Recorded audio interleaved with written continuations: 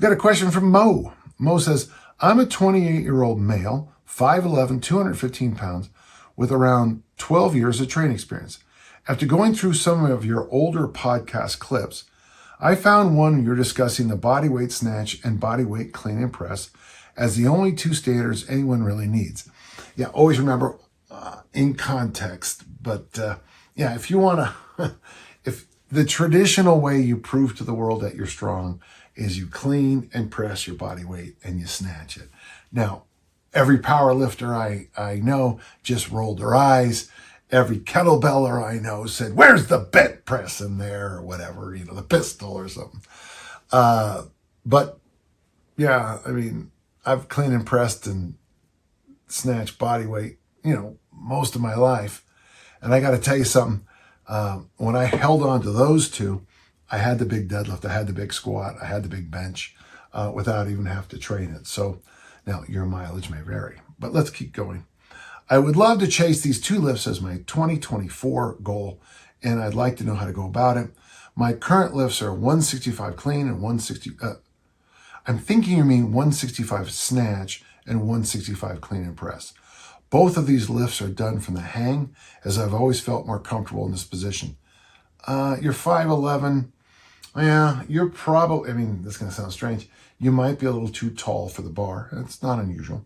On the snatch, I have found the whip snatch to be my favorite variation, and ideally I'd like to see what I could do with a body weight whip snatch. Now that would be interesting. What I like about standards is that these are these lines in the sand, and when you get like Harry Pascal's Bosco standards, or you get my Sleepless in Seattle standards, or my high school Big Blue Club or Big Silver Club, they don't really mean anything. Here's what they mean, is if you're up to standard in the weight room, the problem is no longer the weight room.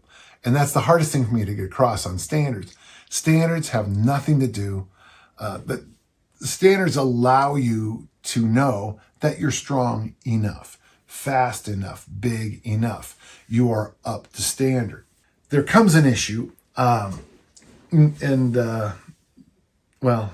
Freakonomics has a nice little conversation. So you're at a party and somebody says, yeah, the combined height of these two guys walking down the street was 12 feet.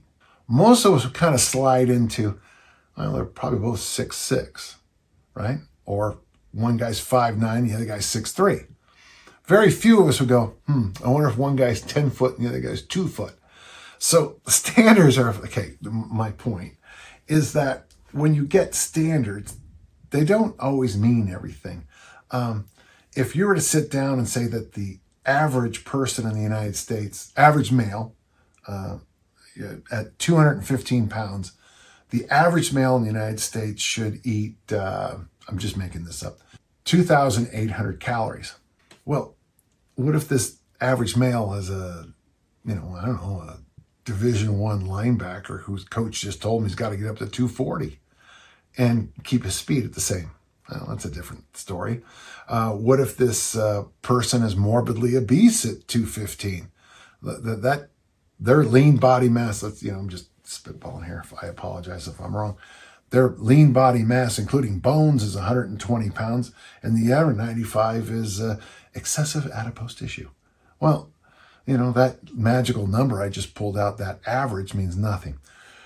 So what standards do is first off, they remind you that even chasing them puts you above average, which is really a nice thing, a nice place to be. In my inner circle, I constantly talk about being 1 in 20. Okay, here's a couple of things. According to my dentist, if you floss every day, you're 1 in 20. According to Social Security, or at least some numbers I just read from the AARP, 1 in 20 Americans can afford their retirement without any help. So I floss my teeth every day and I can retire without any help. Somebody told me one time, I can't remember the number, but it was abysmally low. If you read, I think it's 10 books a year, you're 1 in 20. Most people don't read books. Now, a lot of people I know read websites that are curated to answer all their questions that, like aliens built Mount Rushmore. By the way, that's not true.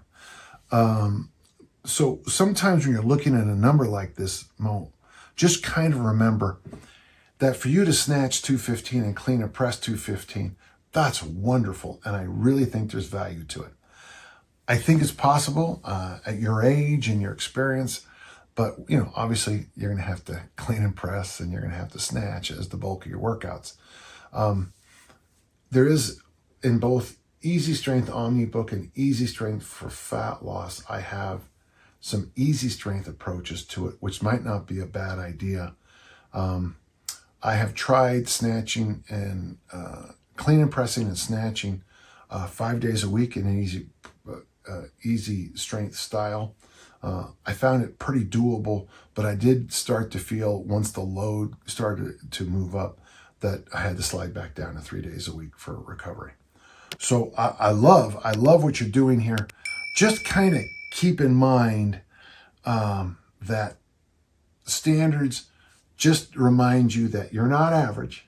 And then the next thing that a standard does is it tells you your problems are no longer in the weight room. So many of the people who tell me, I want to lose some body fat, we'll check on their numbers in the weight room and they're very strong. It's not the weight room that is their issue.